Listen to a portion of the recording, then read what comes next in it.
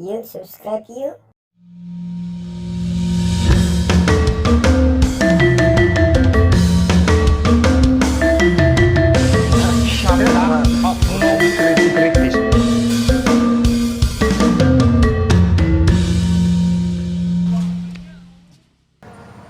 Oke, sekarang tolong ceritain yang kasus yang menimpa mahasiswa atau anak didik Pak Ari ini Gitu. selama mengajar ini.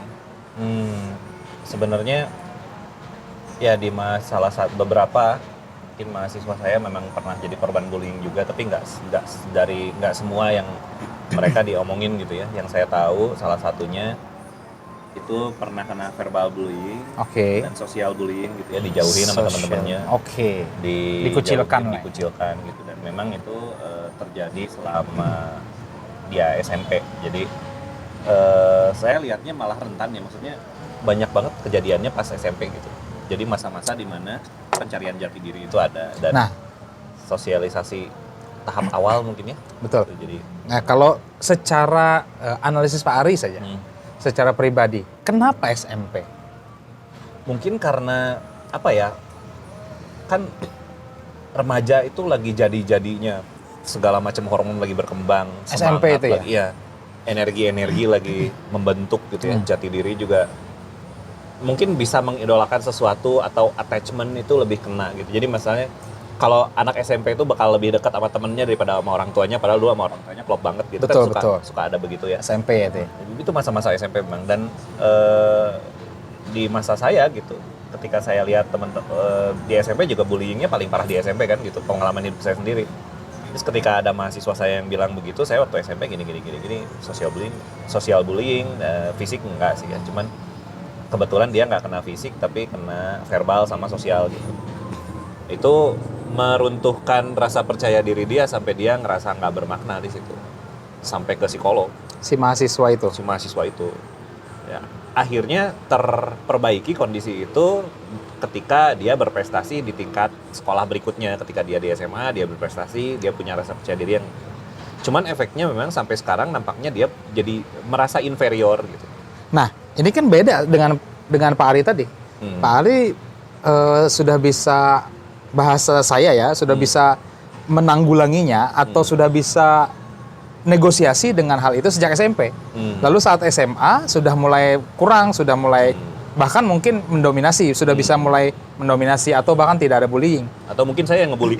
Nah itu dia, bisa jadi. Itu kira-kira karena apa itu perbedaan itu? Mungkin gender pengaruh ya. Kebetulan kebanyakan mahasiswa yang curhat soal ini mungkin perempuan gitu. Karena kita tahu bahwa verbal abuse di perempuan lebih rentan, lebih banyak di Indonesia ya. Verbal abuse dengan social abuse tuh efeknya luar biasa gitu. Kalau social laki-laki abuse, kan, yes. Kalau laki-laki kan kelihatannya kalau violence ya violence gitu dan selesai masalahnya gitu. Betul. Berantem selesai. Indonesia, selesai, gitu Indonesia ya. Banget ya. Gitu. Tapi kalau perempuan kan enggak gitu, sosial lu bilang kemana gimana, ribut. Waktu saya SMP juga ada tuh cewek-cewek yang berantem gitu, jadi dan itu jadi tontonan, kasihan juga sih. Jadi ketika makan siang tuh cewek-cewek ribut, tiba-tiba saling jenggut, saling apa ya, cowok-cowok sambil makan bakso sambil ngeliatin yang berantem kayak lagi Street Fighter aja, parah lah gue.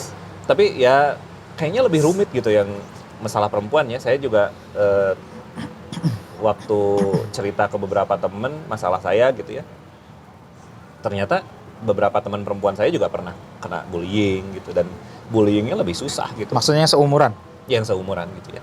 Jadi kayaknya emang susah hilang gitu ya bullying ini. Gimana caranya supaya hilang ya, kalau sistem masyarakatnya ganti mungkin. Karena gimana pun juga kalau kita mau misahin sistem barat sama sistem timur misalnya, kita dengan ketimuran kita dengan barat itu kan dua apa ya, kubu yang besar gitu ya, yang benar-benar beda gitu.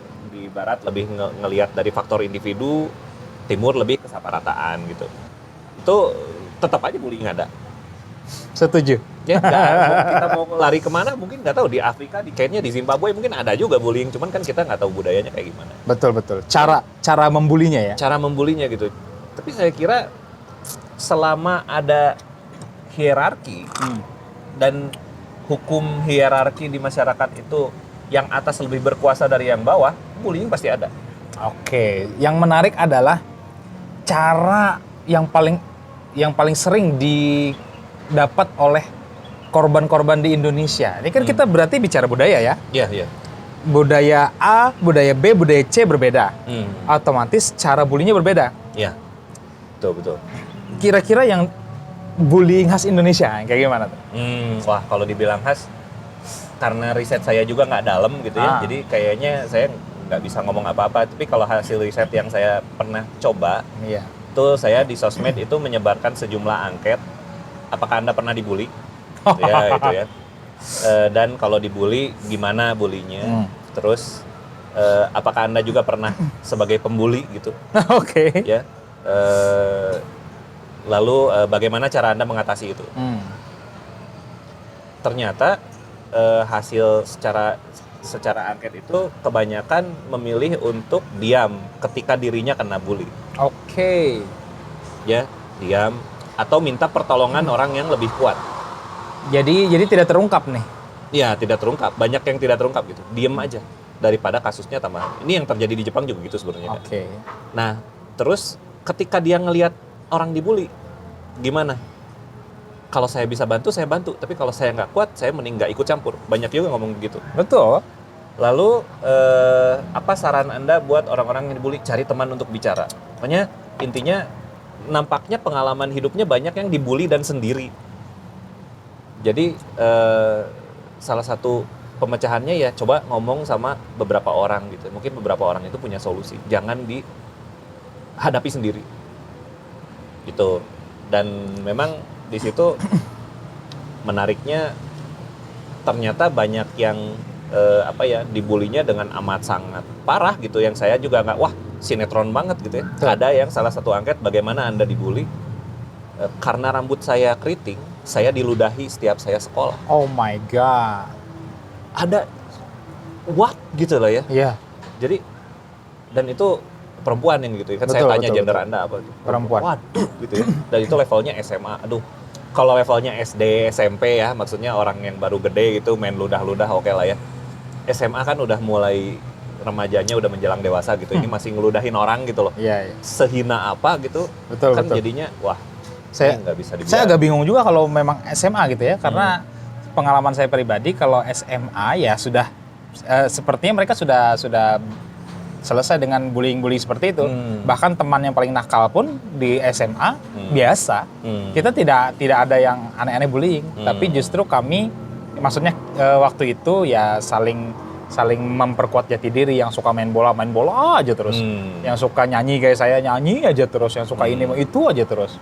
Tapi kalau ingat teman-teman waktu SMP, kebanyakan memang betul perempuan.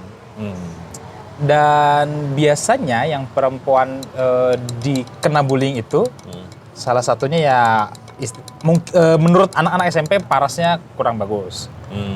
Atau dia punya rambut tadi yang berbeda. Atau dia punya kelainan A, kelainan B, latah seperti itu. Betul. Karena baru ingat saya, ternyata mungkin saya golongannya adalah golongan pembuli mungkin. Yang sering godain berarti. Tapi bukan bully yang maksudnya menghina, bukan, tapi ngegodain aja. Yang namanya anak SMP ya, kita maksudnya baru puber lah ya. Laki-laki puber kenal perempuan, ada perempuan, kadang-kadang kita colek-colek, kadang-kadang kita seperti mengejek, tapi sebenarnya itu adalah bentuk mencari perhatian sebenarnya. Iya. Kalau saya pribadi ya, jadi maksudnya tidak ada niat membuli yang apalagi sampai meludah, itu tidak pernah. Tidak pernah, hanya saja bentuknya seperti nyari perhatian. Ya, misalkan ada anak manis gitu ya, anak perempuan manis.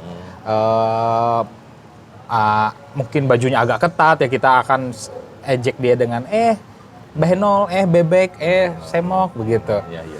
Terus ada yang latah, kita suka bercandain, kita lari-lari. Saya ingat itu, ternyata mungkin saya part of the pembuli ya. Apa bahasa Inggris itu? Apa ya? Sebenarnya kalau kita lihat apakah masuk bullying atau tidak. Nah, itu dia. Itu bisa dilihat dari efeknya. Karena standar ketahanan orang kan beda-beda. Berarti berarti act of bully itu sendiri tidak terstandar ya. Betul, Karena tidak standarisasinya dari korban. Betul. Itu sama kayak ini dong berarti yang sekarang sedang rame di media sosial apa itu? Body shaming katanya. Iya. Yang termasuk body shaming itu yang mana? Yang korbannya merasa tersinggung. Betul. Itu kan jadi ya tapi bagi saya itu kurang fair lah ya. Kurang fair apakah itu termasuk bullying maksudnya kurang fair karena dinilai dari korban. Bisa jadi korban maksudnya misal pahit-pahitnya si korban memanipulasi misalkan karena ini laki-laki yang gue suka mau gembuli mau ngapain gue nggak apa-apa tapi ini laki-laki jelek laki-laki jelek mukanya nggak enak dilihat anak orang miskin misal gitu ya. Ngina yang lebih rendah daripada si laki-laki ini tapi justru tersinggung kan ada yang begitu ya pernah ada. Nah iya karena memang apa ya dilihat dari efeknya gitu kalau misalnya memang tidak menimbulkan efek kekacauan yang sampai mengubah kondisi mental seseorang gitu ya maksudnya kondisi ya mental jadi ngerasa nggak enak pun udah kondisi mental berubah kan gitu. Betul. Nah kalau misalnya itu tidak terjadi ya tidak termasuk bullying berarti kan. Betul. Jadi ya agak susah juga kita mau mendeteksi itu bullying atau bukan. Betul. Apalagi kalau korbannya kita dari mata orang ketiga ngelihat. Biasa aja nih. Ini biasa aja gitu. Atau lebih misalnya gini, kita anggap ini bullying. Wah parah nih gitu. Tapi ternyata orangnya kuat. Tapi ternyata orangnya enggak, aku udah biasa kok. Udah kan hilang kasus bullyingnya. Nah, yang menarik adalah kalau permasalahannya adalah dari korban, berarti ada faktor lain yang membuat si korban ini bisa kuat dan lemah. Betul. Apakah itu rumah? Iya. Ya, kerasa banget. Kalau rumahnya kuat, ya otomatis dia bisa tahan sama itu. Tapi contoh kasus yang saya pernah hadapi gitu ya. Ini si anak keluarganya sangat full support gitu. Tapi tetap aja kalau kena bullying dia lemah-lemah juga. Tapi keluarganya support kok, keluarganya support, solutif dan cerdas gitu. Tapi tetap aja kalau ngadepin hal-hal apalagi yang traumatik gitu buat si anak ini gitu ya, jadinya dia memilih untuk mundur kah atau apakah, jadi susah untuk maju jadi. Apa karena terlalu dimanja? Mungkin di rumahnya nggak pernah dimarahin, support tapi bukan Ya, support bisa yang jadi ya. bukan support yang membangun. Maksudnya Pak Aris sudah punya anak nih, anak perempuan dua-duanya lagi ya. Bagaimana caranya mendidik anak pertama? Kemarin sempat cerita kan kita, anak pertama lebih bisa tahan banting daripada anak kedua nih. Pak Aris pernah cerita kan? Iya. Apakah memang perlakuan dari orang tua yang memanjakan misalkan anak yang satu, lalu membuat dia fragile di luar sana? Bisa jadi ya.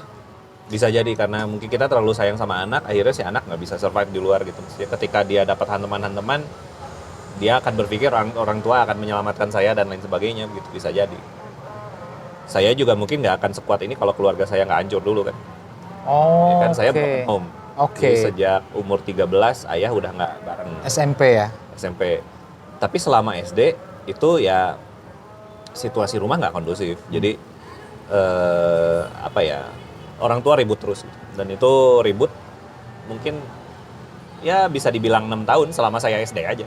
Bikin kesal juga berarti ya? Ya bikin situasi di rumah nggak ini. Situasi di rumah nggak begitu, lalu adik saya masih kecil juga. Tapi lucunya adik saya lebih berani sih. Dia sampai dibully dan dia nggak pernah terbully gitu. Dia dibully, dia lawan balik. Dia pernah pulang ke rumah itu bajunya darah semua.